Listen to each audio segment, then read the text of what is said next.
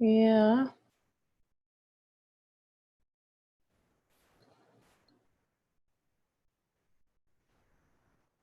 Let's see.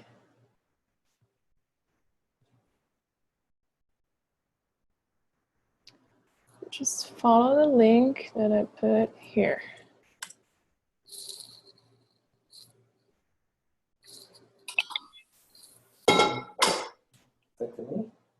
Oh no, I sent it to the force. Right. Send it to you.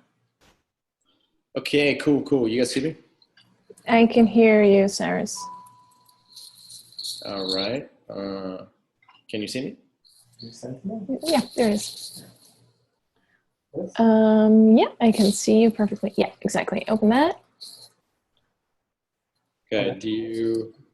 And then open a big red button, and I'll just upgrade you because I think it takes longer for you to find that panelist email in your inbox, right? Good. I'm gonna mute myself.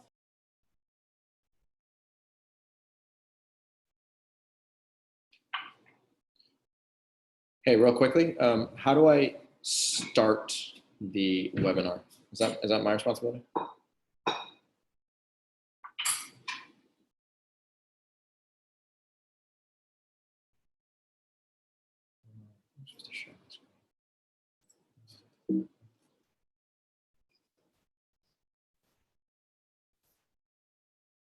Starting the webinar is probably whoever the host is, so it's probably on Unknown, actually. So that's going to be Manon's job? Yes. Okay. And then I got polling capabilities. What foods cause insulin resistance? Thank you very much. No, that'll be good. There's some common long-term side effects. There we go. Cool. Hello? Cyrus, can you hear me? So we're not broadcasting. Yeah, now I can. All right, I was talking to Eric. So I promoted you to co-host. Can you now see the broadcast button in the top of your screen in the middle? I sure can. Yeah? Okay, so now you can hit broadcast. Please don't yet, but you can. Okay, so right now nobody can participate, right? No. Just So, okay, so what I'm going to do is I'm going to hit broadcast soon, have my screen showing this slide, turn my camera off, and then 2 minutes before we start, I'll turn my camera on and then start talking, right? Exactly. And then only at like 3 or what is it, 4 your time, you'll start to intro yourself. So the first few minutes, like, hey, welcome, blah, blah, blah. And only at like 0:00, you'll start to intro yourself. Got it. He's the one that has to cancel the meeting at the end too.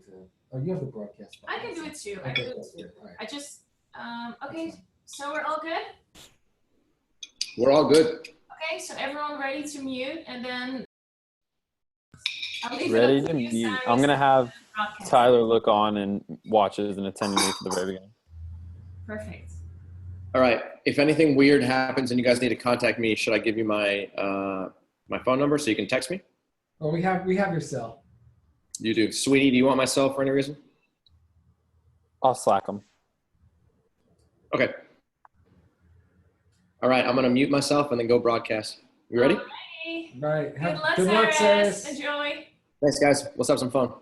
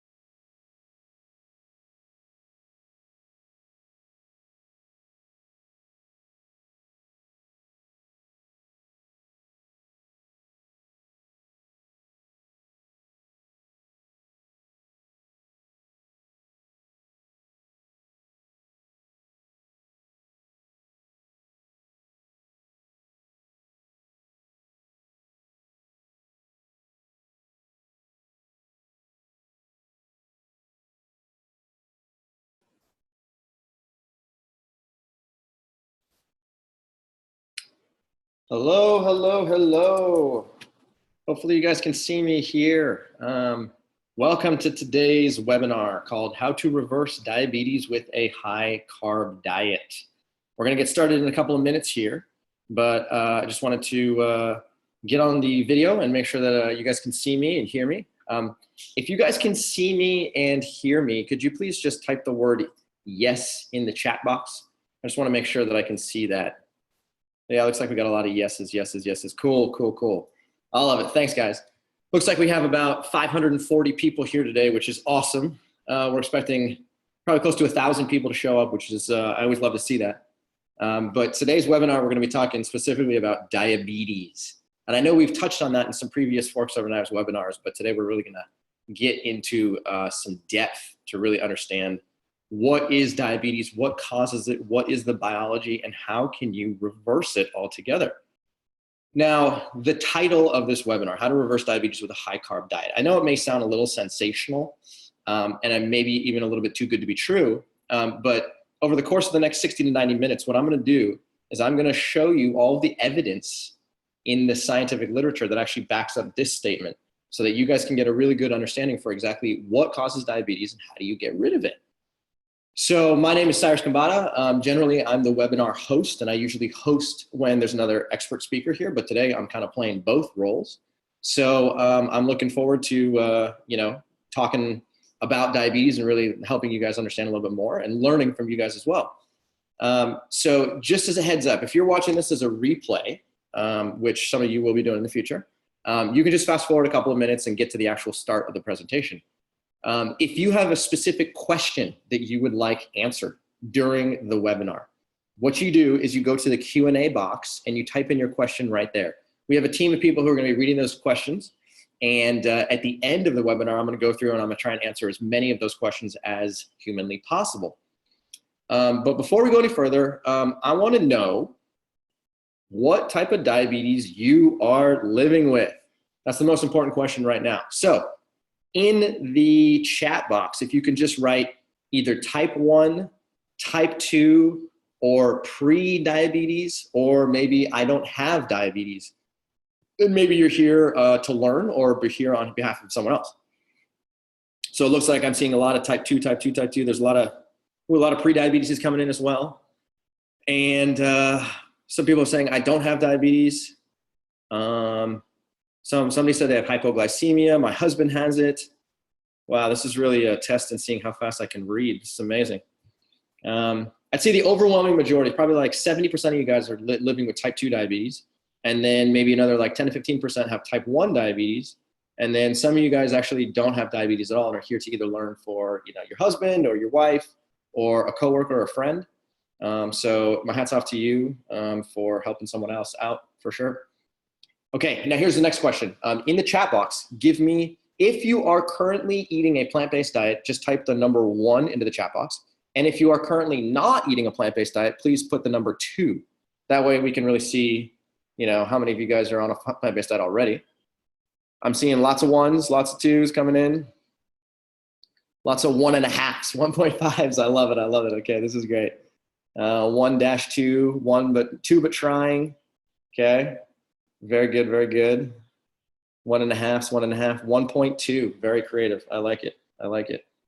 Okay, so it looks like maybe 50% of you are already following a plant-based diet, and then I don't know, maybe 25% of you are not eating a plant-based diet, and then the other 25% of you are trying to integrate a plant-based diet. I'm going to try and break it down so that it's so easy that you can succeed, and you can succeed brilliantly, because it's actually not that complicated. But I want to make sure that you guys actually have a really good understanding for it. And that way we can clear up a lot of confusion, because trust me, there's a lot of confusion and I see it every single day myself. So why don't we go ahead and get started. Today's title, How to Reverse Diabetes Using a High-Carb Diet. And this webinar is applicable to all forms of diabetes. I know that may sound weird, but this is applicable to people living with type 1 diabetes, which is autoimmune, type 1.5, which is also autoimmune, pre-diabetes, as well as type 2 diabetes. Now, here's what we're going to cover today. We're going to cover what causes insulin resistance and diabetes. Why insulin resistance actually underlies all forms of diabetes. And if you don't know what insulin resistance is right now, don't worry, you're going to become a pro over the course of the next 60 to 90 minutes. We'll talk about low carbohydrate diets because there's a lot of confusion about whether low carbohydrate diets are actually the right thing to do or are they leading you in the wrong direction. And especially the ketogenic diet. The ketogenic diet is kind of the most popular dietary craze on the planet today. We'll go into detail about what that is and why it might not be the smartest idea. And then we're going to talk about things like fruits, potatoes, and other foods that are high in carbohydrate value. We'll talk about how they can actually reverse insulin resistance and diabetes. Okay. So here's the question I have for you guys right now. What is your biggest frustration living with diabetes? So if you can answer that question for me, I'm going to try and read your answers as fast as I can. But hopefully I can get to them. I feel restricted. I can't lose weight. Family's not supportive. I'm taking a lot of medication. I'm craving sugar. I have a sweet tooth. I'm confused. I don't know what to eat. My doctor's suggestions are not in line with mine. Here we go. Craving sugar. I want to lower my A1C. I have a fear of complications. Okay, I don't want to take insulin. I have a sweet tooth. I'm seeing that over and over again. I want to lower my A1C. Too much conflicting info. More sugar cravings. Okay, don't want to take medications into the future. My blood glucose spikes. I want to lower my A1C. And then finally, I feel like crap. Okay, great. So this is really important for me to understand because in the world of diabetes, there's a lot of common frustrations, which happens over and over and over again. Okay. The first one is that controlling your blood glucose seems impossible. Like it doesn't matter what you do. It doesn't matter how much you exercise. It doesn't matter how stressed you are or how not stressed you are, how much you sleep, how much you don't sleep. Controlling your blood glucose, it's just this gargantuan task that never seems to get any easier. Number two, this is something we see all the time. Losing weight is extremely difficult. If that's the case for you, trust me, there's a solution. Number three, you have poor digestion. When you eat food, you get gas, bloating, constipation, diarrhea, any of the above, and it could be a real pain in the butt. Number four, your energy levels have gone down over time. You find that you're lethargic. You don't really have the energy and the vigor that you once had. Number five, your A1C is high and you're feeling frustrated because, again, controlling your glucose is impossible. Therefore, controlling your A1C is also impossible. And then number six, your doctor prescribes more medication over time. And it seems that every single time you go back to the doctor, the answer is take more medication. Here's another oral medication. Why don't you take some insulin? So if you're feeling any of these frustrations, trust me, I know exactly where you're coming from. Okay? If you're frustrated living with diabetes, you're definitely in the right place because I'm going to show you guys how you can actually reverse the underlying cause of all blood glucose variability, regardless of the type of diabetes you're living with. Let me tell you about myself because I think a lot of you guys may resonate with this story. I was diagnosed with 3 autoimmune conditions in my senior year of college. So I was a 22-year-old guy. I was going to Stanford University, and out of the blue, I started to feel really low energy. So I noticed that I was very low energy. I was urinating about 17, 18, sometimes 20 times per day, like clockwork every half an hour. And I knew something was terribly wrong. My thirst was out of control. Every time I took a sip of water, I put it down and I got thirstier. And this kept on happening for days at a time. So I picked up the phone, I called my sister. I said, hey, can you explain to me what's happening? Because she's a doctor. And when I told her my symptoms, she basically started crying immediately and said, please drop everything that you're doing and go straight to the health center. Because what you're explaining is that you have type 1 diabetes. And I looked at her and I was like, come on, type 1? Like diabetes, this doesn't make any sense. The only thing that I thought diabetes had to do with was old people and cake, right? I'm not old, I don't eat cake, therefore diabetes doesn't affect me. So I go to the doctor, check into the hospital. My blood glucose was a 680. It was almost 7 times higher than it needed to be. And while I was in the hospital, the doctors went through my medical history with me, and we discovered together that I now had 3 autoimmune conditions. The first one, diagnosed approximately 6 months earlier, was Hashimoto's thyroiditis or hypothyroidism. So that's insufficient thyroid hormone production. The second one was alopecia universalis. And that's why I have no hair. I have no eyebrows. I have no armpit hair. I have no chest hair. I have nothing. So I used to have hair, but over the course of time, when I got alopecia, my hair went away. And then finally, the icing on the cake was type 1 diabetes. And all 3 of those set in within a 6-month period. So you can imagine at the age of 22, I got very nervous. So at the time, my doctor said, listen, the only solution is to eat a low carbohydrate diet. Because if you eat a low carbohydrate diet, then you can actually control your blood glucose. So they were telling me, who I loved at that time, eating meats and cheese and butter and eggs and bacon and the foods that you see on the screen here. So they're telling me to eat more of those foods. And I said, okay, great, I'll do that, no problem. So what that was supposed to do was make my blood glucose nice and flatlined and nice and controllable, but it did the opposite. And my glucose went all over the place. I was on this blood glucose roller coaster. Every single time I checked my blood glucose using a blood glucose meter, the number that came off of this meter was unpredictable. I had no idea what it was going to say. Sometimes it could be a 40, sometimes it could be a 440. All I knew was that I got frustrated and that my energy levels were getting lower and lower. So in this process, I said, you know what? Enough is enough. After about a year, I decided to transition to a low-fat, plant-based whole food diet. Now, why did I choose that? Well, I didn't have a choice. At the time, I was learning about nutrition and trying to educate myself. And every time I opened a book or watched a movie or went to a scientific lecture, the answer was plant-based diet, plant-based diet, plant-based diet. So I listened, said maybe a plant-based diet has something to do with this. So I started eating foods like you see on the screen. Lots of fruits, lots of vegetables, lots of color. Now, I was nervous that this was going to make my blood glucose go through the roof. And I was nervous that it was going to make my insulin use go through the roof. What ended up happening was that my carbohydrate intake, shown in blue, went from about approximately 100, 125 grams per day, all the way upwards of 600 grams per day. And I did that within about a 3-week period. And my fat intake went down significantly as well. So my fat intake started about 80, 85 grams per day, and it came all the way down to between 10 and 20 grams per day. So I was eating more carbohydrate and I was eating less fat at the same time.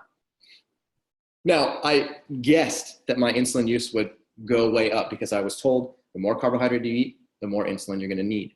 But it turns out that my insulin use fell, and it fell quickly. Within 3 weeks, my insulin use was cut by 43%. I started out using approximately 40 to 45 units of insulin per day, and that number came down quickly, and it stabilized somewhere about 20, 25 units per day. So what I noticed was that my glucose and my insulin became what's called divergent. I was eating more carbohydrate for less insulin.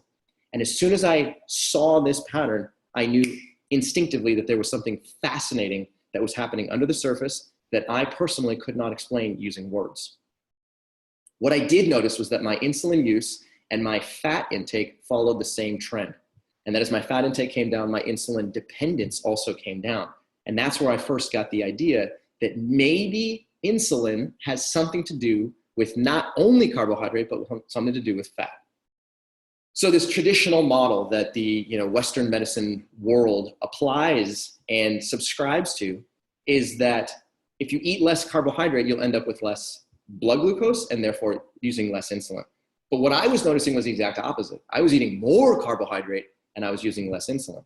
So that's when I decided to go back to school. So I went back to school to UC Berkeley. I got a PhD in nutritional biochemistry because I wanted to know the truth. I wanted to understand what was happening inside of me and whether this experiment that was underway was also happening in other people and whether we could apply this experiment to people living with other forms of diabetes. So while I was there, read many papers on diabetes, and I wrote a thesis specifically about insulin resistance. So in today's talk, we're going to go into some of the research that I went into to try and give you guys an understanding of exactly what's happening. So here I am, 15 years later. I've reduced my insulin use by 40%. I eat 900 grams of carbohydrate per day.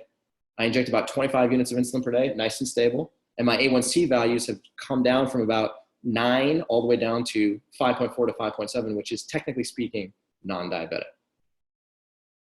So here's a question I want to ask you guys in the chat box. I've talked a little bit about insulin resistance. I've mentioned it a couple of times, and we're going to go into detail today about what is insulin resistance. So in the chat box, I want you to answer this simple question. What is insulin resistance and what causes it? I'm going to try and speed read here and see if I can get to it, okay? Insulin cannot get into cells. Very good. Too much fat in cells. No idea, no idea. Your cells don't respond to insulin. Simple carbohydrates. No idea. Beta cells are damaged. High fat, Foie gras. Very, very good. Excellent, excellent. Sorry, don't know, okay? Glucose cannot be used for energy. Alcohol, okay? Insulin is ineffective. Okay, intramyocellular fat. All right, so I think a lot of you guys actually know the answer to this question. And a lot of you are saying, I'm not really sure.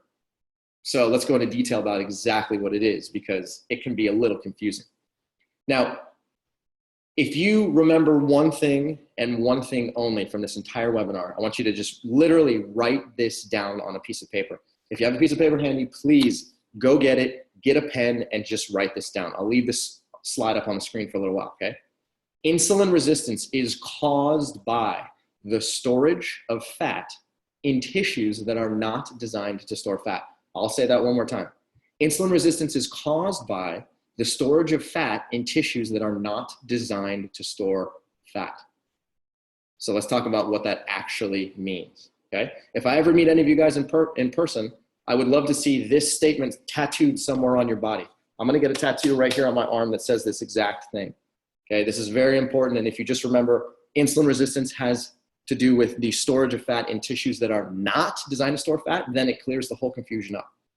So what do I mean by that? Okay, insulin resistance is primarily a dysfunction of your muscle and your liver tissue. So under normal circumstances, okay, you have glucose circulating in your blood, and that's shown right here in blue.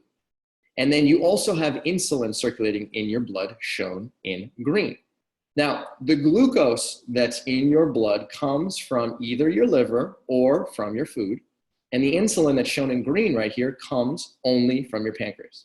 So at any point in time, if I were to measure the amount of glucose in your blood and the amount of insulin in your blood, I would find some of both of them.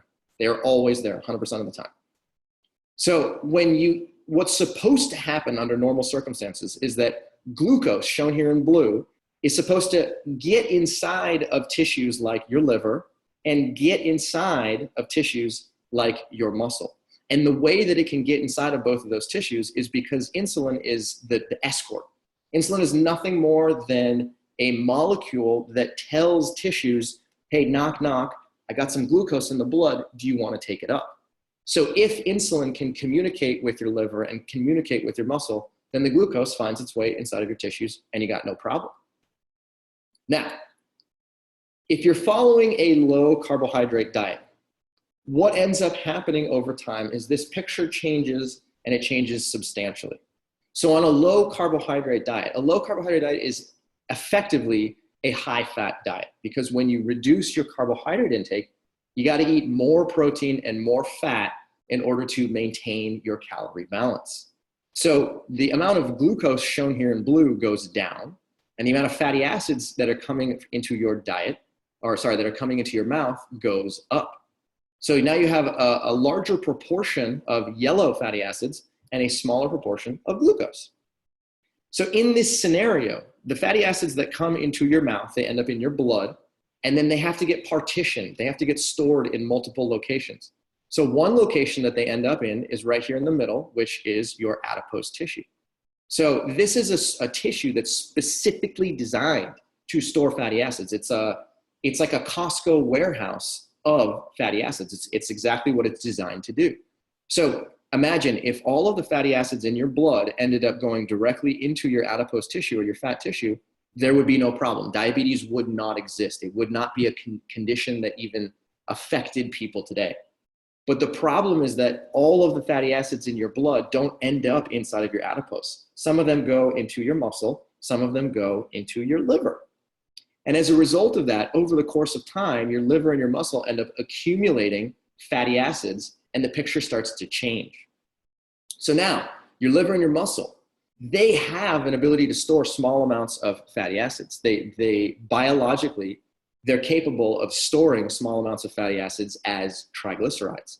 However, over the course of time, as the fat content of your diet goes up and up and up, so does the fat content of your liver. So does the fat content of your muscle.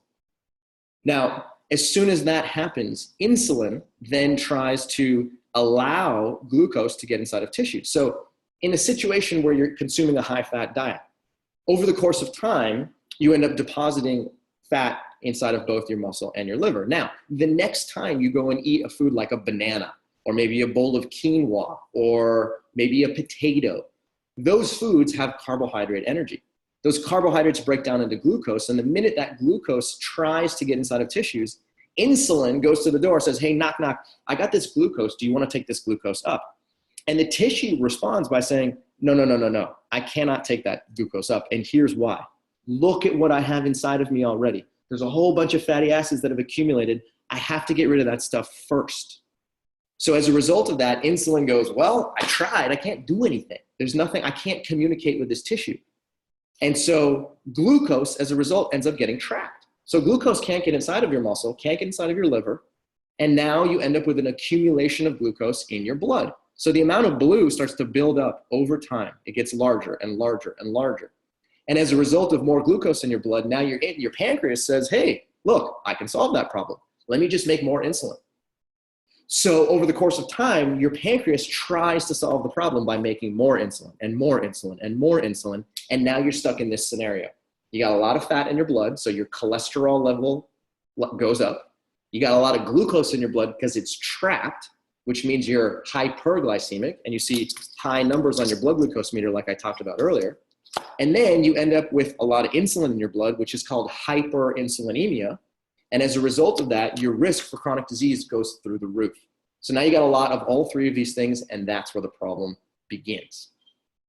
So over the course of time, low carbohydrate diets end up resulting in this picture. Number one, your muscle develops insulin resistance. Number two, your liver becomes insulin resistant. And number three, your blood vessels develop atherosclerosis, which is the accumulation of too much fatty acids and too much cholesterol inside of the blood vessels themselves. And when you develop atherosclerosis, the blood vessels actually become rigid. They become real hard, and they can't dilate easily, and that causes significant problems and increases your risk for cardiovascular disease. Now, when you consume a low-fat diet, we can change this picture very quickly, and this is why low-fat, plant-based, whole food nutrition is so effective. On a low-fat diet, insulin, once again, can communicate with both your muscle and your liver. So insulin allows glucose to get inside of tissues. So over the course of time, your muscle ends up accumulating more blue and less yellow. And your liver ends up accumulating more blue and less yellow. And that's a good thing, because that's exactly what those two tissues are designed to do biologically. That's how they were designed. That's how you were born. That's how mammals were born, with tissues like your liver and muscle that are capable of storing large amounts of glucose and small amounts of fatty acids. So as soon as this happens, you end up with insulin sensitivity. So insulin sensitivity is just a fancy way of saying insulin can communicate with your muscle. Insulin can communicate with your liver, okay? Your liver and your muscle are sensitive to insulin because they can hear it, they can see it, they can respond to it. And your vasculature also stays nice and elastic because the total amount of fatty acids remains low, and it doesn't damage the endothelial layer on the inside. Okay? So as a one sentence recap here is that the accumulation of fat in your muscle and in your liver actually ends up trapping glucose in your blood. So whenever somebody says diabetes and insulin resistance and you're trying to really make sense of it, just think glucose is trapped. Glucose is trapped. As soon as glucose is trapped, you got to ask yourself, how did glucose get trapped? Why is it trapped in the first place? That's the question you got to ask yourself. And as soon as you really understand that it's not glucose's fault, it's not the carbohydrate's fault, it's everything that came before the carbohydrate that causes the problem. So here's the foods that actually cause insulin resistance. Actually, before we get there, I'm going to poll you guys because this is fun. Here we go. Hopefully you guys see a poll on your screen right now. And the poll basically says, what foods cause insulin resistance? You got 1, 2, 3, 4, 5 choices. Number 1, nuts, seeds, and avocados. Number 2, oils, eggs, meat, dairy products, and fish. Number 3, bagels, breads, pastas, and pastries. Number 4, none of the above. And number 5, all of the above. Okay, I want to see what you guys are saying. All right, about 50% of you guys have voted so far. Keep it going, keep it going. I want to see these votes coming in. All right, looks like the clear winner so far is answer B, oil, eggs, meat, dairy, fish, dairy products, and fish. But about 25% of you think that bagels, breads, pastas, and pastries are causing insulin resistance, okay? This is very, very cool. Okay, I'm gonna close this poll in 5 seconds. Please vote if you have not. 5, 4, 3, 2, 1. Here we go. I'm gonna end the poll. Okay. Hopefully you guys can see these results right here. This is the results. 77% of you guys said answer B, and then 25% of you said answer C, bagels, breads, pastas, and pastries. And then 17% of you said all of the above. All right, the answer is B. The answer is B. B is the one that causes insulin resistance the most effectively. The answer is also E, A, B, C, D, E, all of the above. But it's only all of the above if and only if the total proportion of refined carbohydrate in your diet is too high and the total proportion of fat in your diet is too high. So to keep things very clear, the answer to this question is B, oil, egg, meat, dairy products, and fish. So let's go into detail and I'm gonna show you exactly why that's the case. All right, here you go. What foods cause insulin resistance? Number 1, red meat. Number 2, white meat. Number 3, dairy products. Number 4, oils. Number 5, fish and seafood. And number 6, eggs. These are the foods that have been shown over and over and over and over again for literally the last 85 years. Ever since scientists started studying insulin resistance and diabetes, these foods are the foods that come up every single time as being the most potent triggers for insulin resistance. And this is the important part. Okay, so what do these foods have in common? Why are they all potent triggers for insulin resistance? Well, it's because they have two things. They have many things, but two of the most potent triggers are, number 1, total content of fat, dietary fat is quite high. And number 2, they're also high in protein. So every time you think of these foods, I want you to think, yeah, they're high in fat, but they're also high in protein. And both of those cause problems. Okay, so people like to talk about diabetes as being multiple different flavors. There's different types of diabetes. As you see on the top left, we have type 1 and 1.5 diabetes. These are the autoimmune versions of diabetes. Autoimmune basically means your immune system has launched an attack on itself, and your immune system is actually creating a metabolic problem. So these two are autoimmune conditions. The other type of diabetes are prediabetes and type 2 diabetes, which are considered lifestyle conditions. So these are conditions that you can actually create for yourself based on your lifestyle choices. And then the third collection, or the third category of diabetes, is considered gestational diabetes or polycystic ovarian syndrome, PCOS. Technically speaking, polycystic ovarian syndrome is not a version of diabetes. However, both of these affect women, and both of these end up causing blood glucose instability. So the question really becomes, all right, what do they have in common, if anything? And the answer is that all of them have insulin resistance as the common thread that influences your ability to control your blood glucose across all 3 different categories of diabetes. Now, insulin resistance is so important. It is so important to understand because not only is it the central node that influences your blood glucose control, it also increases your risk for conditions like cancer, coronary artery disease, hypertension, and atherosclerosis, as we talked about slightly earlier.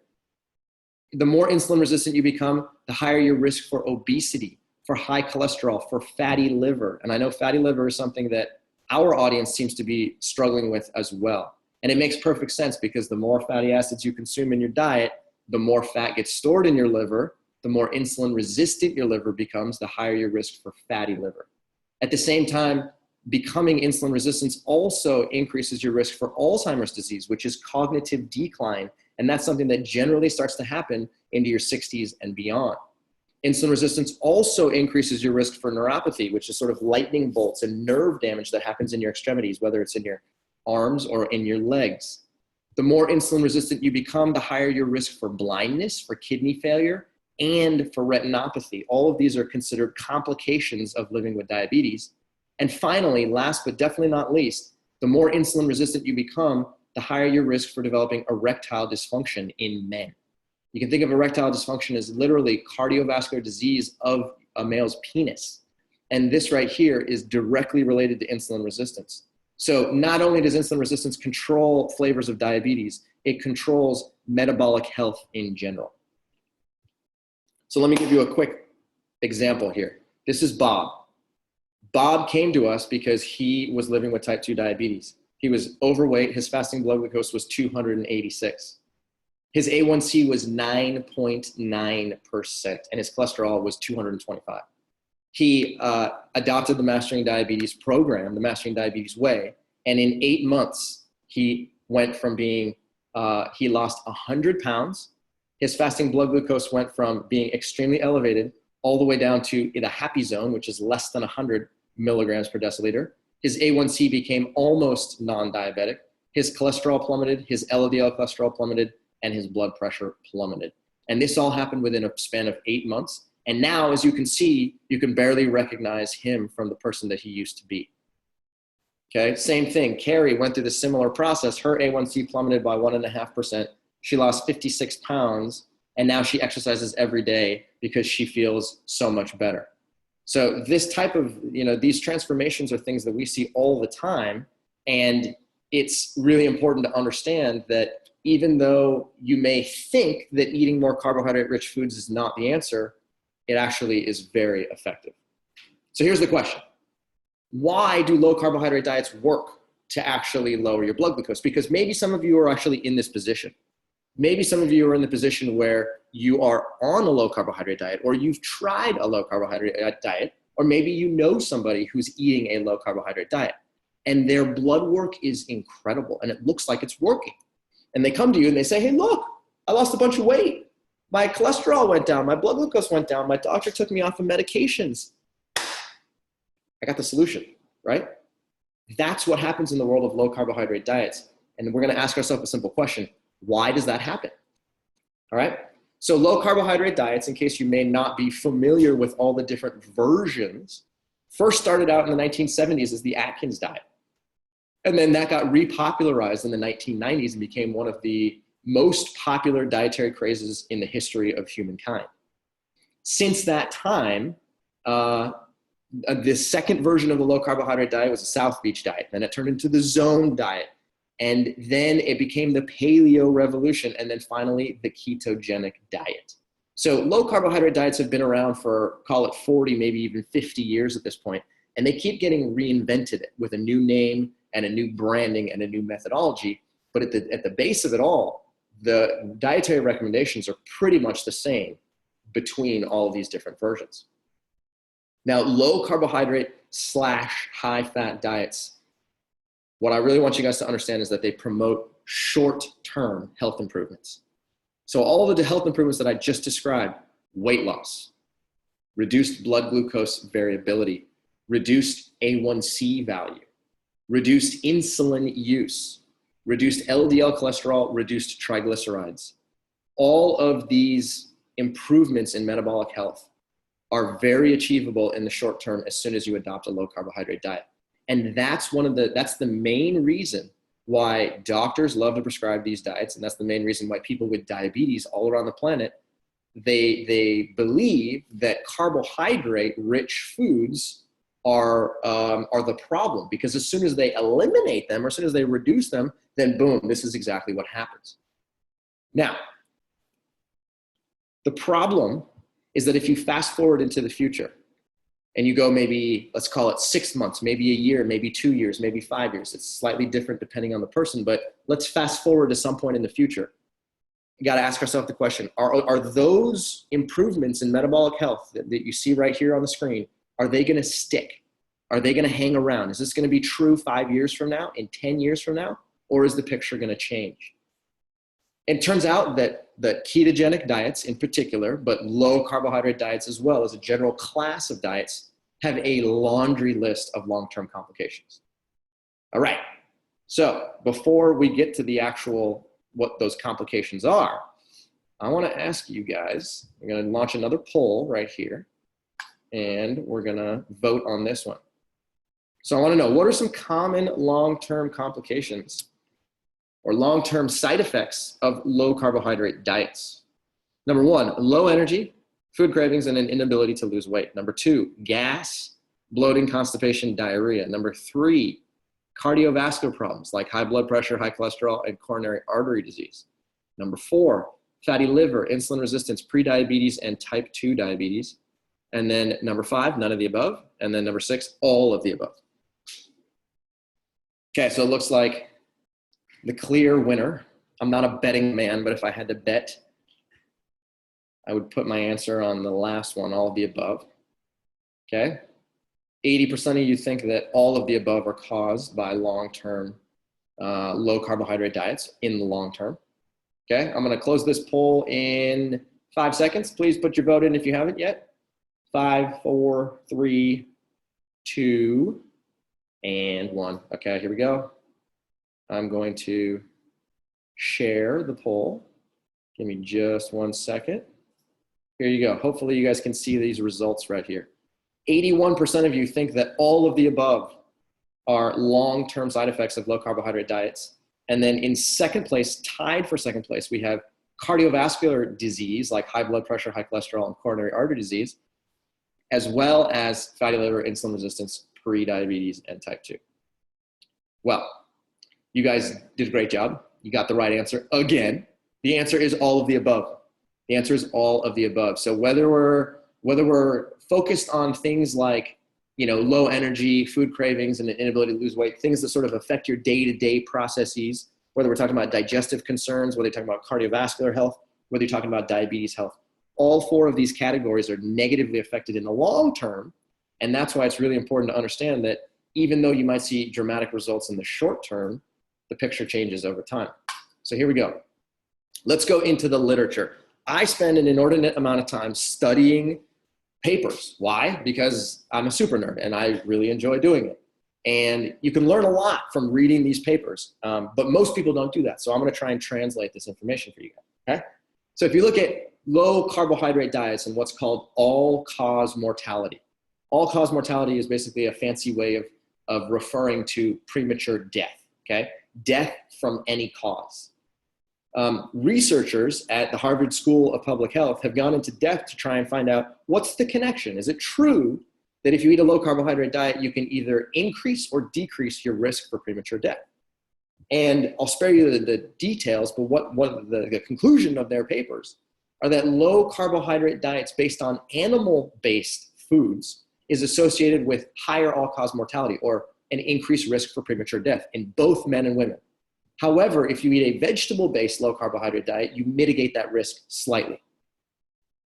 Okay, another paper, okay? Low carbohydrate diets and all-cause mortality. Once again, a systematic review and meta-analysis. That's a fancy super nerd way of referring to a paper that studies other papers.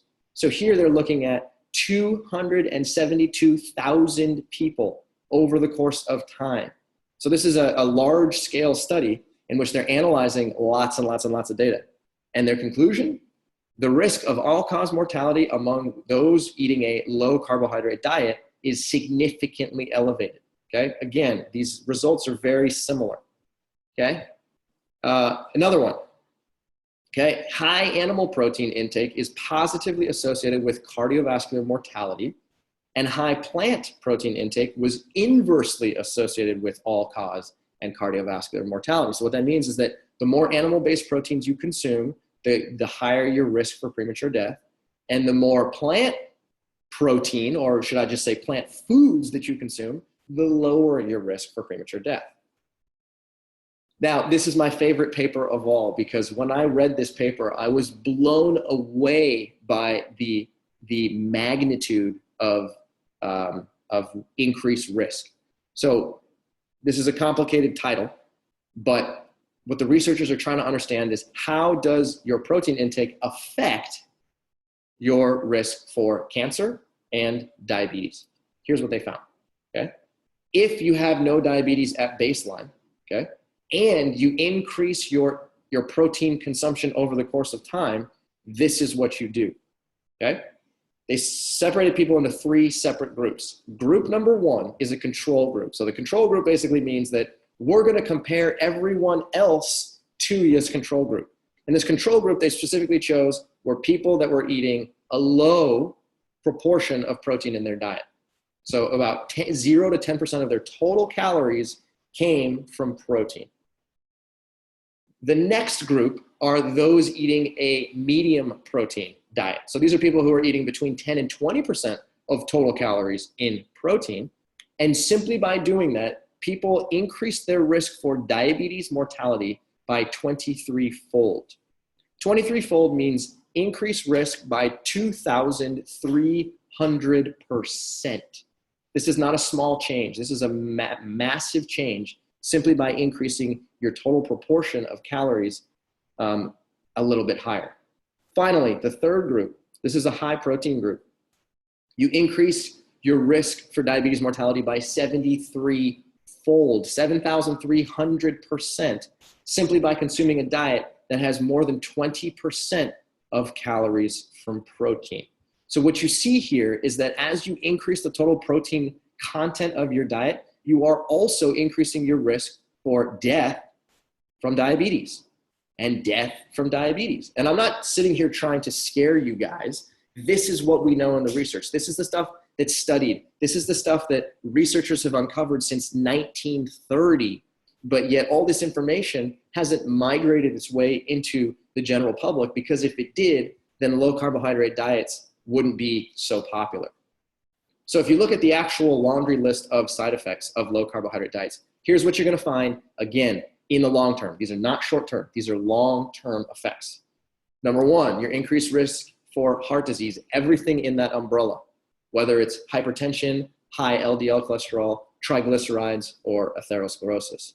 Number 2, glucose metabolism, anything related to diabetes goes up. More insulin resistance, decreased carbohydrate tolerance, meaning your body simply cannot tolerate carbohydrate-rich foods, and you end up with an increased risk for fatty liver. Number 3, inflammation. You increase your inflammatory markers. Increased risk for cancer, because cancer is an inflammatory condition.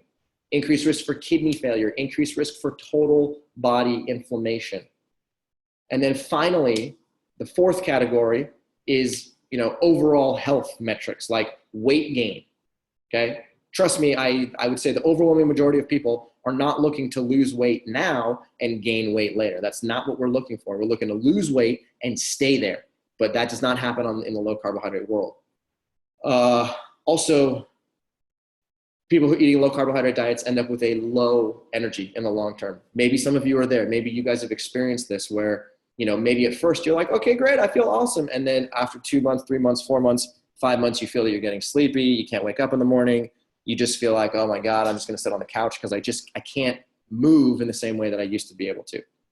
Impaired digestion, that's something we see all the time. People come to us with gas, bloating, constipation, just an inability to eat food as a whole. And over the course of time, the amount of food that they can eat goes down and down and down, and the variety of food they eat goes down and down and down, which is frustrating because then over the course of time, you're saying, oh, but I'm craving sweet things. I'm craving sugar, okay? I'm gonna tell you exactly why you're craving sugar, and you guys are gonna see on the next couple of slides how you can switch that picture, and you can do it pretty quickly. But I highlighted these things in red right in the middle. Insulin resistance, carbohydrate tolerance, and fatty liver. This is diabetes right here. Anything you do that increases your risk for insulin resistance, decreases your ability to reverse diabetes. I'll say that one more time. Anything you do that increases insulin resistance in your body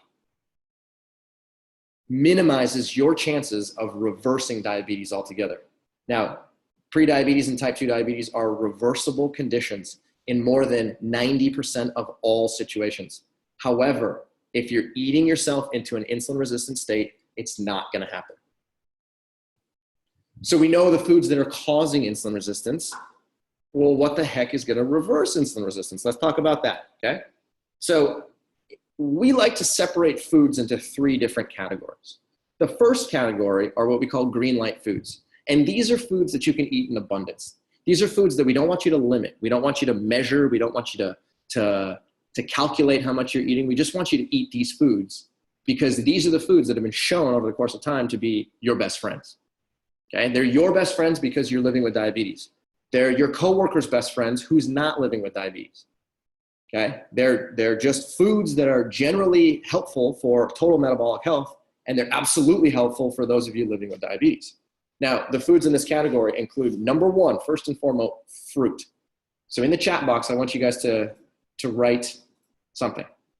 A lot of people with diabetes have been told over the course of time that you can't eat fruit. Okay? Fruit's bad for you, don't eat bananas. The only fruit you can eat are berries. Okay? If you enjoy eating fruit and you're excited about the prospect of eating fruit, type in the word yes. Okay? If you think that eating fruit would be awesome, I'm seeing practically nothing but yeses here. This is awesome. Okay. This is one of the things that medical professionals are keep on, telling people with diabetes, and people with diabetes actually believe. They say, I can't eat fruit because every time I eat fruit, my glucose goes through the roof, right? We talked about that earlier. It's not the banana's fault. It's not the quinoa or the potato's fault. It's everything that came before that caused the problem in the first place. So if you're excited about eating fruit, then I think you're going to appreciate this. So number one, fruit. Number two, non-starchy vegetables like eggplant and cucumbers and tomatoes and okra. These are non-starchy vegetables that don't have a high carbohydrate content. Complete green light. Eat as much as you want. Starchy vegetables like potatoes, like squash, like turnips, parsnips, rutabaga, things that grow in the ground. Green light. Beans, lentils, and peas. These are legumes, okay? These foods have been shown over the course of time to not only be helpful in reversing diabetes, but they're actually protective against the development of diabetes. Okay, so if you enjoy eating legumes, which I happen to love, then you're in good company. Okay, green leafy vegetables, anything that looks like a leaf, smells like a leaf, all of these are green lights. Okay, and then things like intact whole grains, which is a whole grain that's been minimally processed. All of these are green light foods. Herbs and spices, go nuts, okay? If you center your diet around these green light foods, just watch as it changes your overall metabolism. But we got to do a couple of things at one time. Number one, we got to eat more of these foods. And then number two, we also have to eat less of the yellow and red. Now, in the yellow light category, here's what we got. Nuts, seeds, avocados, coconuts, olives. These are foods that are higher in fat. Now, they come from the plant world. And people like Dr. Barnard and Dr. Greger and Dr. Furman, they are huge advocates of these foods, as are we. It's very important to understand. I'm not telling you to stop eating nuts, to stop eating seeds, to stop eating avocados or coconuts or olives. I am not saying that. All I'm saying is that we got to minimize our intake of these foods in order to control the total fat content of our diet. And these foods just tend to be higher in fat. So if you can control your intake of them and eat small amounts, fantastic, you're going to have a great time. I also put pastas and breads in this category because they tend to be more refined and more processed. And the more refined and processed foods you consume, the more blood glucose instability you're likely to develop. Now, finally, in the red light category, these are the foods that we saw earlier.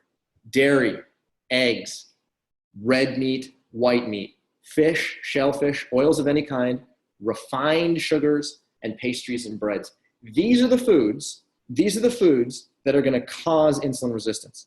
These are the foods that are going to store large amounts of fatty acids inside of your muscle, inside of your liver, and inside of your blood vessels. So if you can just mentally think about this, ask yourself a simple question. My goal is to, if I'm wherever I am on this scale, on this spectrum, your goal is to try and move towards the green and away from the red and yellow, okay? If you can get completely away from the red, your life is going to be greatly simplified, and I can guarantee that. If you can move as far over to the left-hand side as possible, that's how you reverse insulin resistance. And you can do it actually much quicker than you might believe. So canonically, people like to think like, oh, okay, well, if I'm gonna eat a plant-based diet, then I guess I'm just gonna eat lettuce and carrots or lettuce and tomatoes. Great, I can't wait. That sounds really appetizing. But that's not the case, because nowadays, companies like Forks Over Knives work tirelessly to create the most delicious recipes that you've ever seen before. And they are 100% plant-based, and they have a calorie density which keeps you full. So when I'm talking about eating a plant-based diet, I'm not talking about just eating a bunch of leaves and celery. That's not the way to make it work in the long term. I'm talking about eating the way Forks Over Knives describes, the way that we describe, which is making soups and beans and lentils and large fruit bowls and chili, things that will actually keep you full for a long period of time. When you start to construct meals that look like this, or fruit-friendly meals that look like this, that's the way that it'll not only work today, but it'll work in the long term because it's satiating and it keeps you full into the future. So here's the question. What do these foods have in common, right? As opposed to the foods we saw earlier, these foods are low in fat and low in protein, and that's why it works. Every single one of these foods that you just saw on the screen here and here, they're low in fat and they're low in protein. They don't have zero fat. They don't have zero protein. There's no such thing. We're talking about foods that are low in fat and low in protein. There's still a little bit of both, but it's at what's called a physiologically appropriate level. And when you're operating in an environment where you're consuming mainly plant-based whole foods that are low in fat, now you put yourself in a great situation. Joaquin came to us at a retreat. He adopted this. He had type 2 diabetes. Within 60 days, he had lost 35 pounds. And he started increasing his carbohydrate intake. He quadrupled it. In a short period of time, he came to us and he says, guys, I just don't believe this. I don't believe this is actually happening, because he'd been trying to reverse diabetes for the longest time. And for the first time in his life, he was actually able to make it possible. Patricia, she's living with type 1.5, which is autoimmune diabetes diagnosed later in adulthood. She also was following a ketogenic diet. And she said, I have no energy. I can't move. I can't do anything. I can't go teach anymore. So she switched her diet according to the way that we described. Her A1C fell by 1.5%. She lost, it says 38 pounds. She's actually lost more. She's lost more than 40 pounds at this point. And now she's a carbohydrate eating machine. And she was afraid, just like me. My insulin use is going to go through the roof. It actually went down. So you see these stories over and over again for pre-diabetes, type 2, type 1 diabetes. And it's a very conserved trait or a conserved set of reactions that happen in a lot of people. So when you're reversing insulin resistance, there's a couple of things to pay attention to. Number one, it's very important to be consistent. And what I mean by that is consistent in the time that you eat food, the amount of food that you're eating, your movement patterns, your stress levels, the ingredients that you're using. Just make sure that you turn yourself into a robot that's having a good time. And if you can develop a pattern that enables you to eat breakfast and lunch and dinner according to a low-fat, plant-based whole food diet, you're going to succeed brilliantly. And then number two is to be patient. Okay, a lot of people, we've been sort of psychologically pre-programmed in this world of social media that I want results now, right now, right now, right now. And I'll be honest with you, when we first created the Mastering Diabetes program, we did not know if we could get quick results. We knew that we could get long-term results, but we were curious as to whether the results would show up quickly in people living with all forms of diabetes. And what we found was just that within as little as, I kid you not, 48 hours, people are seeing drastic reductions in their blood glucose and their insulin use and their oral medication needs. And those changes continue to happen over the course of time, over the course of weeks to months to years. So if you're consistent and you're patient in this approach, then it's really going to work out. So the question I have for you guys right now is, we have a coaching program, and we've helped thousands of people actually reverse insulin resistance using their diet. So would you guys like to hear about the coaching program? Because I can tell you all about it if you want to learn about it. And you guys can kind of get an idea as to whether this is something that's applicable to you and whether it's something that you're going to benefit from being a part of. So I see lots of yes, yes, yes, yes, yes, cool. A couple of no's, for sure, yes, cool, cool, cool. All right, I like this, I like this, I like this. All right, so we run Mastering Diabetes, and we've developed what's called the Mastering Diabetes program, which is the world's first online coaching program designed to teach you how to maximize your insulin sensitivity and therefore reverse insulin resistance using low-fat, plant-based whole food nutrition. Now, when I'm talking about low-fat, plant-based whole food nutrition, this is what I'm talking about. Lots of color, lots of really dense foods that are incredibly flavorful, super tasty, and very colorful. Again, this is the scheme that we work off of. We got the green light, the yellow light, the red light foods that we talked about earlier. Now, let me show you how our program actually works, okay? What we do at Mastering Diabetes is we provide you with 3 tools. The first tool is a step-by-step online course. So we've spent over 5 years creating a collection of videos that's specifically designed to walk you through the process of changing your breakfast, and then your lunch, and then your dinner, and then social situations and shopping at the grocery store, and covering all aspects of life with diabetes as you transition towards a plant-based diet. And we teach you how to do it step by step. That's tool number 1. Tool number 2 is a private Facebook community. In our private Facebook community, similar to the Forks Over Knives private Facebook community, we have only people that are participating in the Mastering Diabetes program, and it's monitored 24 hours a day by our team of coaches. And we make a guarantee to you, which is that if you post a question inside of the Facebook group, not only are there going to be a bunch of other people responding to your questions and your comments, but a member of the Mastering Diabetes team will respond to you within 24 hours, no questions asked. And because we have multiple coaches monitoring this, we actually are able to get back to you in a much shorter period of time, usually 3, 4, 5 hours at a time. Very supportive, very fun place to be. And then finally, the third thing is every month we have 2 video conferences. And these are large group video conferences where you can join and you can turn on your camera and we can see you and we can interact with you and you can ask questions and we can really guide you and give you the personalization and the customization that you might require in order to help you solve your particular problems. So the online course looks like this. We have a whole bunch of different lessons in there. And again, we've laid them out in a step-by-step format. So whether you're learning about how to construct your perfect breakfast and what insulin resistance is, whether you're learning how to create calorie-dense foods and learn how to construct your perfect lunch, whether you're learning about how to clean out your pantry, how to construct your perfect dinner, how to perform intermittent fasting in a sustainable format, how to start to move your body once you've really transitioned your diet. We teach you the logistics of food buying and food preparation and really show you what are you supposed to do when you go to the grocery store? How about farmers markets? How about wholesale markets? We really want to go into detail and show you guys how you can save a lot of money and a lot of time at the same time. And then finally, we go into navigating social situations because this is without question the hardest part of the process. You guys probably have experienced this or are experiencing this. When you transition to a plant-based diet, the outside world has a difficult time understanding what it is. How do you, what do you do at a party? What do you do at the Super Bowl? What do you do are you going out to coworkers? Like, it can get confusing.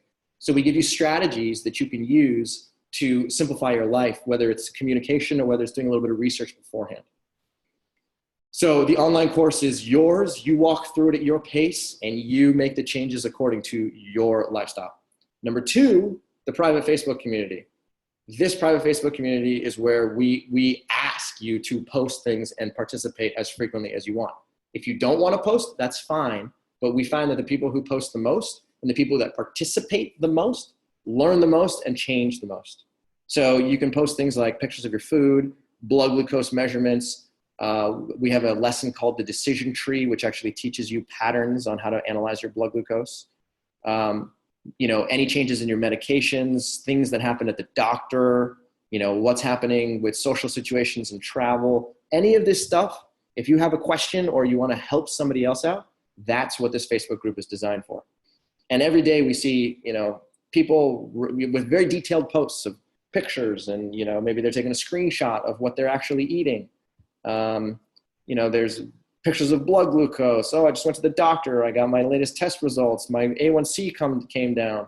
So we see this type of thing over and over again. And honestly, it warms my heart every single time I see these stuff because this means that the program is clearly working.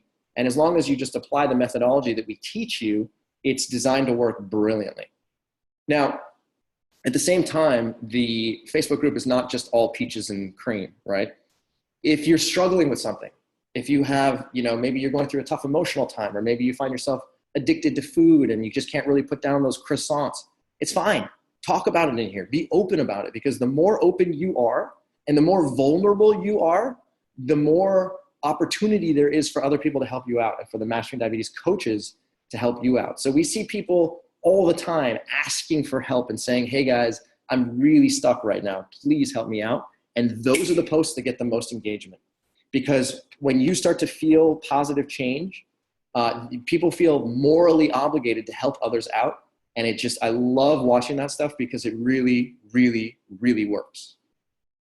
And, like I said earlier, people are just posting every single day about all, success stories. Like, went to the doctor, my A1C is coming down, I'm losing weight, I feel so much more energy. And what we like to say here is that success is contagious.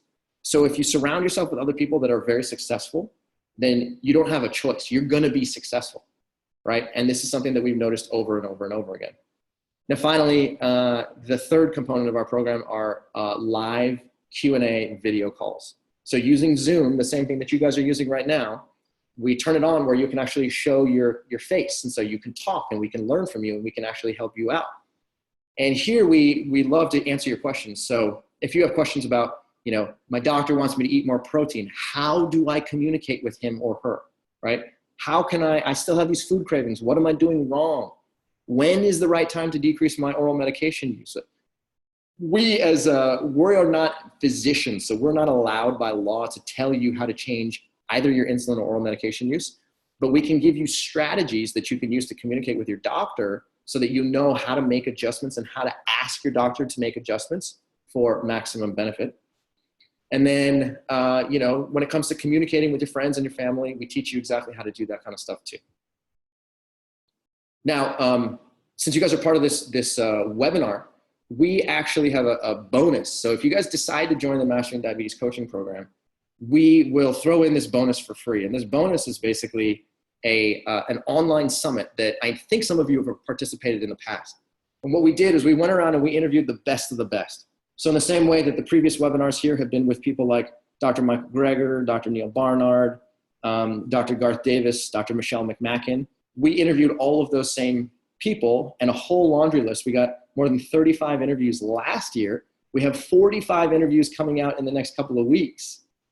And we packaged the whole thing up into a collection of interviews that you can own, and you can have them with you on your phone. You can have them with you on your computer. You can listen to them when you're doing dishes, when you're driving. This is yours for free. So Forks Over Knives sponsored this event for us last year, and they're sponsoring our next event as well. And I'm telling you, it's a game changer. So if you are interested in getting these interviews, then this is a really good opportunity. This, like I said, it's got more than 30 hours of interviews with the best of the best. And these people really give you some really brilliant insights into diabetes in particular, insulin resistance, diabetes, weight loss. We hammer every single topic about diabetes, and you can learn it. Don't learn it from me, learn it from these guys, because these guys wrote the book.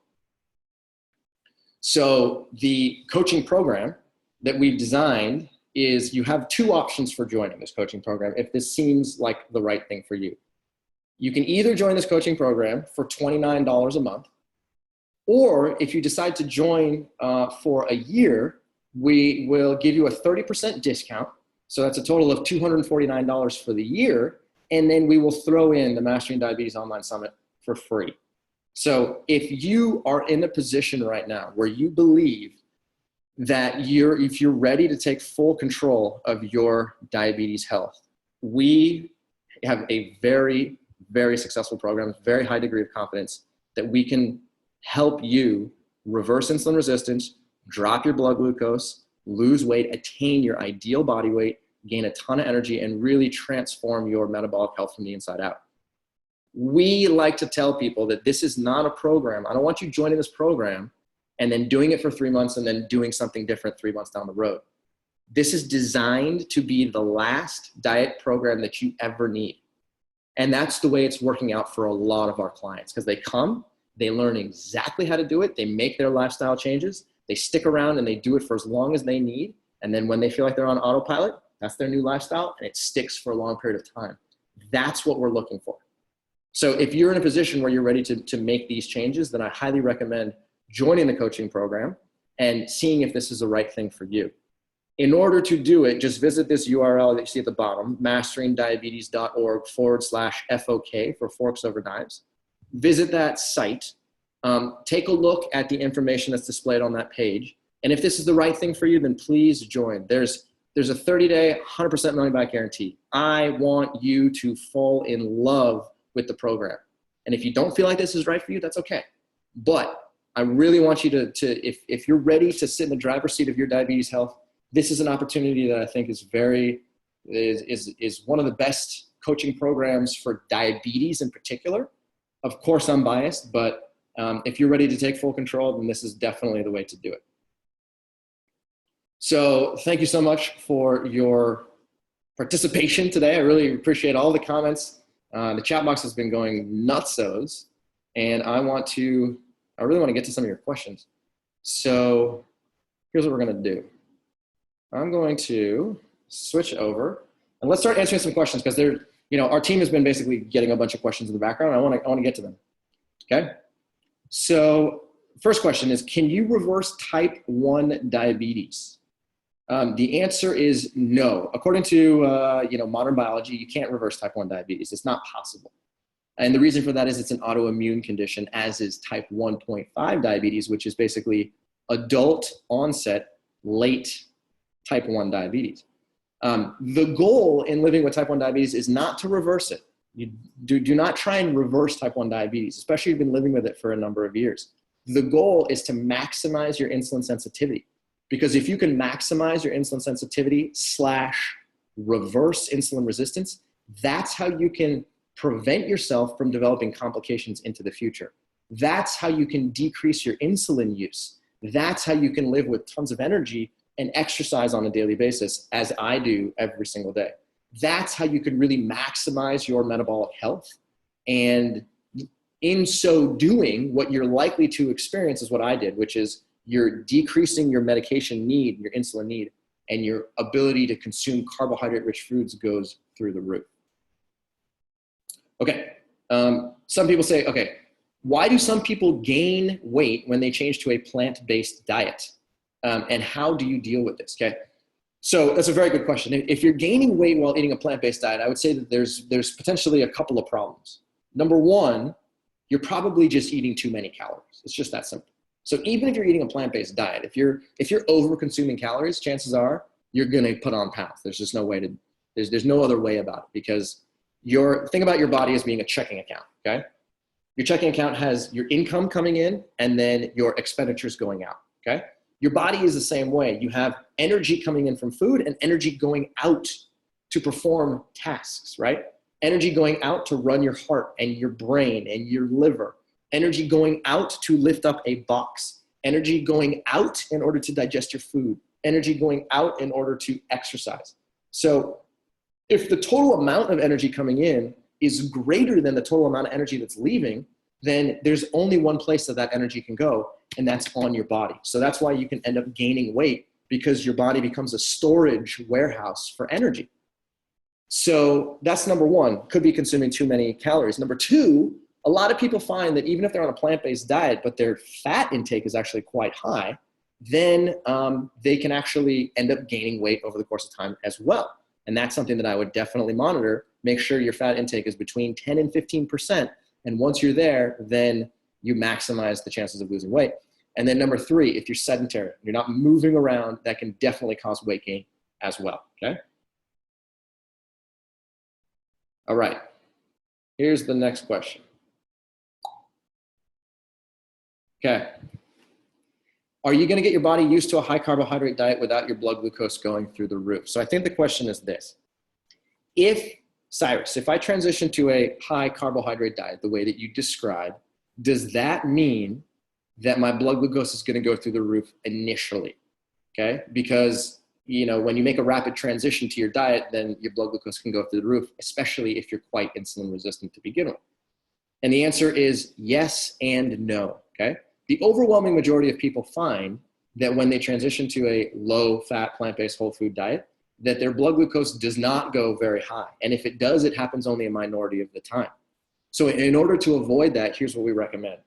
You can either do a one-step process or a two-step process. The one-step process says decrease fat and protein-rich foods and increase carbohydrate-rich foods simultaneously. You can do that. And that's what I did, and that's what a lot of people do, and it works brilliantly. But if you find that that's not controlling your blood glucose and you find higher numbers and you get frustrated, and do a 2-step process. Number 1, reduce your total fat and protein intake, and you eat more non-starchy vegetables, more beans, more legumes, more peas. So you decrease your fat and protein content, but you prevent your carbohydrate content from going too high.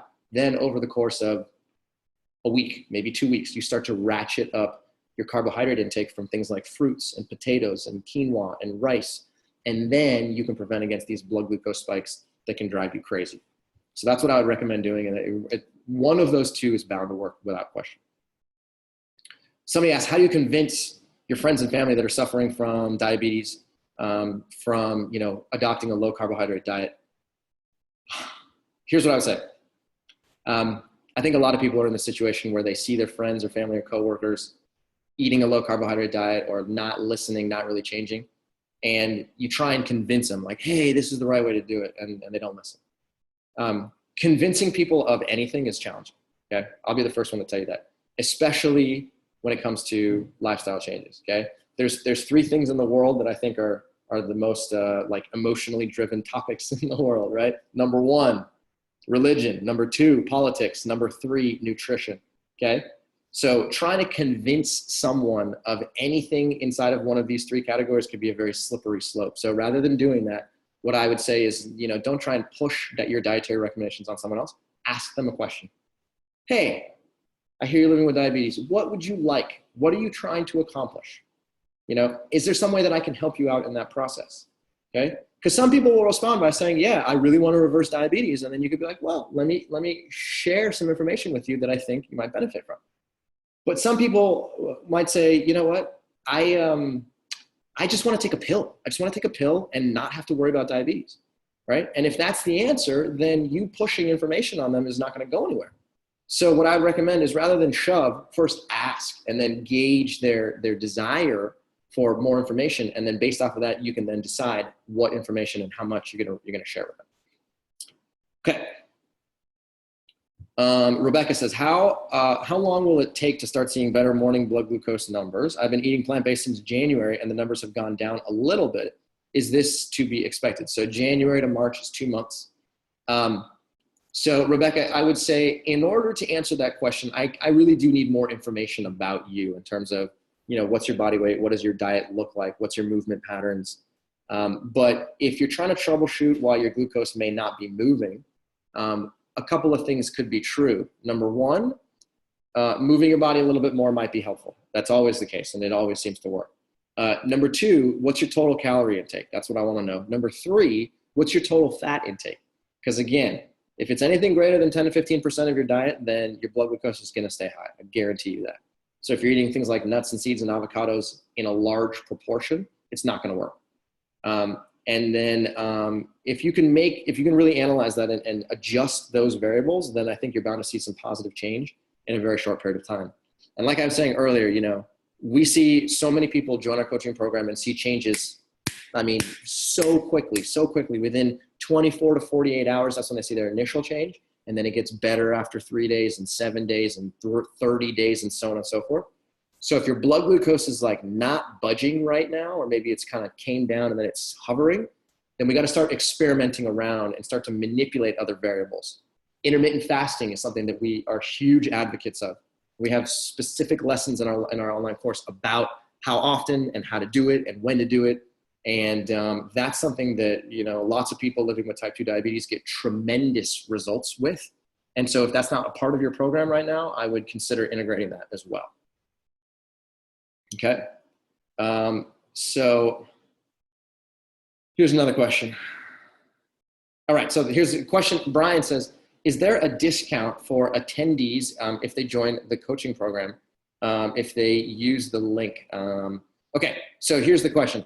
If you use this link right here, masteringdiabetes.org/FOK, this is what your options are as shown on the screen. Number 1, $29 a month. Or number 2, if you choose to purchase the annual, we will give you the Mastering Diabetes Online Summit for free. So that's your bonus. That's a $97 bonus that we're throwing in absolutely for free. So I hope that answers your questions. These are your 2 options right here. Like I said earlier, we highly recommend choosing the right option for you. And you're bound to see some really positive change in a short period of time. And our entire Mastering Diabetes staff is here to work with you every single day. We are absolutely dedicated to this work. And I think once you come inside, you'll see just how positive and encouraging our community really is. And I think it'll make a massive difference for you. Okay. Brittany says, should I talk to my doctor before I start this diet so I can lower my medication or stop altogether? Brittany, I think that's a great idea. I think it's a great idea. Okay. You can do one of two things. You can either talk with your doctor first and then change your diet, or you could start to change your diet, and then when your medication requirements change, then talk to your doctor and say, hey, look, this is what I'm doing. These are the results I'm seeing. Please help me reduce my medication use. At that point, they'll be like, oh, wow, I can see some of these changes on you. Maybe you've lost some weight. Maybe your skin is looking healthier. Maybe you have more energy. And then they're more likely to try and help you out rather than you talking in theory about a program that you may or may not do. Okay. Cameron asked a long question. He says, I'm a 63-year-old adult picky eater. All right. Thanks for being honest, Cameron. I've never eaten any kind of meat. Okay. But I don't like fruits and I don't like vegetables. I'm 50 pounds overweight. I probably eat from a lot of processed foods. I understand the desire to eat the kind of diet you've been talking about. But eating most of those foods sounds revolting to me. I don't know what to do. Okay. I appreciate your honesty, Cameron. Here's what I would do. Go back to that slide that I showed you with the green light, yellow light, red light foods. Maybe watch the replay and circle on the, write down on a piece of paper the foods that you actually enjoy eating. Okay. All you're looking for is like 2 or 3 foods. That's it. It's literally that simple. If you enjoy eating potatoes, write that down. If you enjoy eating beans, write that down. If you enjoy eating lentils, write that down. If you can literally eat 2 or 3 of the same foods over and over and over again, as long as they're low-fat, plant-based, whole foods, it's going to work. When I first transitioned to a low-fat, plant-based, whole food diet, I ate something like 5 foods for the first month. It was bananas, it was papayas, it was lettuce, it was berries, and the last one were mangoes, okay? Bananas, papayas, mangoes, berries, and lettuce. I literally ate nothing more than that for a month because I wasn't used to eating these foods. And I liked those, but I don't know. Do I like beans? I don't know. Do I like eating cauliflower? I don't know. I haven't really eaten it before, right? So when I simplified my diet, I saw so much positive change that I got excited about eating other foods. At that point, I started to add diversity, and now my diet is much more varied. So if you're a picky eater, I would say work it to your advantage. Honestly, you can still make this work, and I, maybe our coaches can help you through that process.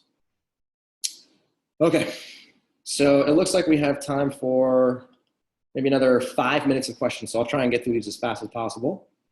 Okay, Ryan, I'm 45 years old. I've also had type 1 diabetes since I've been 20. I've been high for many years. My A1C right now is 14. Okay. I've already had neuropathy in both feet, and I'm getting injections in my left eye for retinopathy. Okay. I'm doing plant-based my whole life, but I tend to veer away sometimes. My question is it too late for me to reverse neuropathy and retinopathy? Okay. So the answer is probably not. We see lots of people that start this approach when they're in their 70s and sometimes even in their 80s, and they still see rapid improvements. There's actually research that shows that people it's literally never too late. So if you're worried about, oh, well, my neuropathy may not go away, or my retinopathy might not go away, don't put that story in your head. I would not do that. I would say, let me try this out. Let me give it a good, solid 6 months of hard work and see what happens. And I think you're probably going to see a lot of change much quicker. We have a specific lesson in our course, and actually our podcast, which is called the Mastering Diabetes Podcast. We talk about neuropathy. We can teach you how to reverse neuropathy, and it doesn't have anything to do with food. It's about using hot and cold, so maybe that might be something for you as well. Okay, 2 more questions here. Eating fats from nuts, seeds, and avocados only. What % of fat in the diet is considered low fat? Okay, so the answer is, Claire, great question, between 10 and 15% of your total diet in fat. If you can keep your fat intake to between 10 and 15%, you're doing a great job. That's how you maximize your insulin sensitivity. Okay, and then last question here. says, I have followed a low carb, high fat lifestyle for 5 years, and I lost a lot of weight, but I also suffered from digestive problems and fatigue / lack of energy. Okay. I've now switched to a high carbohydrate, low fat lifestyle, but finding that your insulin levels have increased. Okay. Is this normal in the beginning? I've also gained weight too, so please help. So the answer here is, like I had said earlier, if you're using more insulin and or you're gaining weight on this process, then something needs to be adjusted. So I would think of a couple of variables. Number one, how many total calories are you eating? If you're gaining weight, there's no question. You're eating more calories than you're burning. There's no other way to gain weight, period.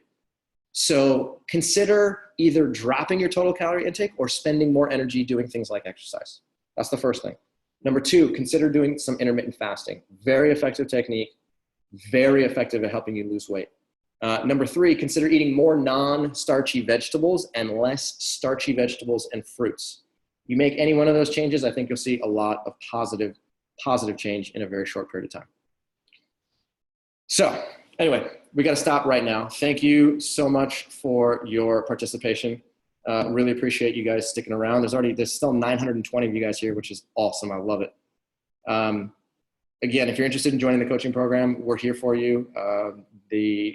I can't speak highly enough of it. Obviously, we created it.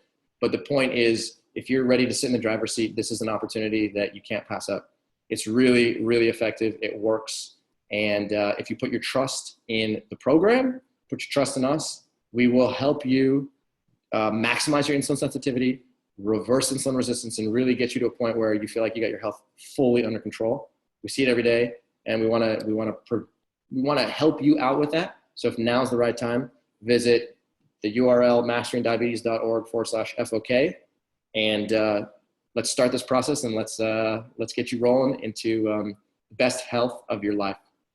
Thank you so much for your participation. We'll see you guys soon.